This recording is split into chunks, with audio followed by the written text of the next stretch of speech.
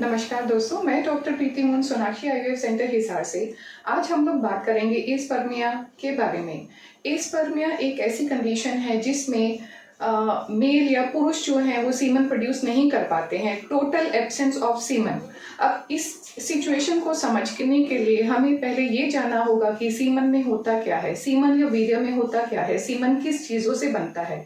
अगर हम सीमन की बात करें तो सीमन में शुक्राणु होते हैं जो कि टेस्टिस से प्रोड्यूस होते हैं। उस टेस्टिस से स्पर्म प्रोड्यूस होके उनको कुछ एक तरल पदार्थ जो कि आसपास के ग्लैंड से निकलते हैं, जैसे कि बल्बोरेट्रल ग्लैंड्स हैं, सेमिनल वेसिकल्स है, प्रोस्टेटिक सिक्रीशंस हैं, उनसे मिलकर दोनों चीजें मिलकर स्पर्म और सेमिनल फ्लूइड या सेमिनल प्लाज्मा, इन दोनों से मिलकर वीर्य बनता है।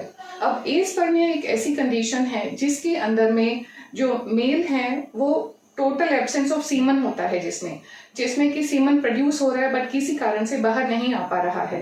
तो आप इस कंडीशन के बारे में कब जो है सस्पेक्ट कर सकते हैं कि यू आर सफरिंग फ्रॉम एस्पर्मिया? जब एक ड्राई ऑर्गेजम होता है, इंटरकोर्स करने में कोई प्रॉब्लम नहीं है but there is no seminal fluid या कोई भी सीमन बाहर नहीं आता है, उस कंडीशन को कहते हैं अस्पर्मिया। अब अस्पर्मिया जो है एक मेजर रीजन है पुरुष बांझपन या मेल इनफर्टिलिटी का। एस्पर्मिया होता क्यों है? एस्पर्मिया काफी कंडीशंस की वजह से हो सकता है, जैसे कि बचपन में कोई इन्फेक्शन रहा हो, कोई इन्फेक्शंस हैं जो आपके ग्लैंड्स को, जो प्रोस्टेट ग्लैंड्स हैं या बल्बोरेट्रल ग्लैंड्स है, सेमिनल वेसिकल्स का इन्फेक्शन है, उनकी वजह से अस्पर्मिया हो सकता है। एक मेजर रीजन अस्पर्मिया का होता है रेट्रोग्रेड इजैकुलेशन। अब रेट्रोग्रेड इजैकुलेशन एक ऐसी कंडीशन है जिसमें सीमन जो पेशाब की नलकी से बाहर आने की बजाय वापस ब्लैडर में या पेशाब की थैली में वापस चला जाता है।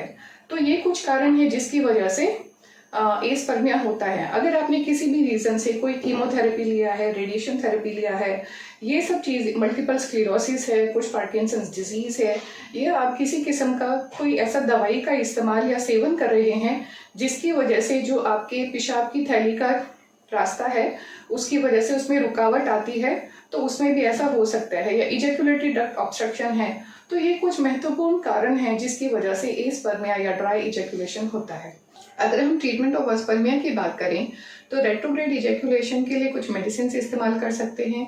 इजैकुलेटरी डक्ट ऑब्स्ट्रक्शन है तो उसे रिलीव करने के लिए आप अपने यूरोलॉजिस्ट से कंसल्ट कर सकते हैं, जो आपको कुछ सर्जरी सजेस्ट कर सकते हैं। या आप कोई मेडिकल या सर्जिकल थेरेपी फेल होने के बाद में अगर सक्सेस नहीं हो पा रहा है तो आप आर्टिफिशियल रिप्रोडक्टिव टेक्निक, जिसमें हम डायरेक्टली टेस्टिस या एपिडिडिमस से स्पर्म निकाल के इक्सी के जरिए गर्भ बनाने में आपको हेल्प कर सकते हैं।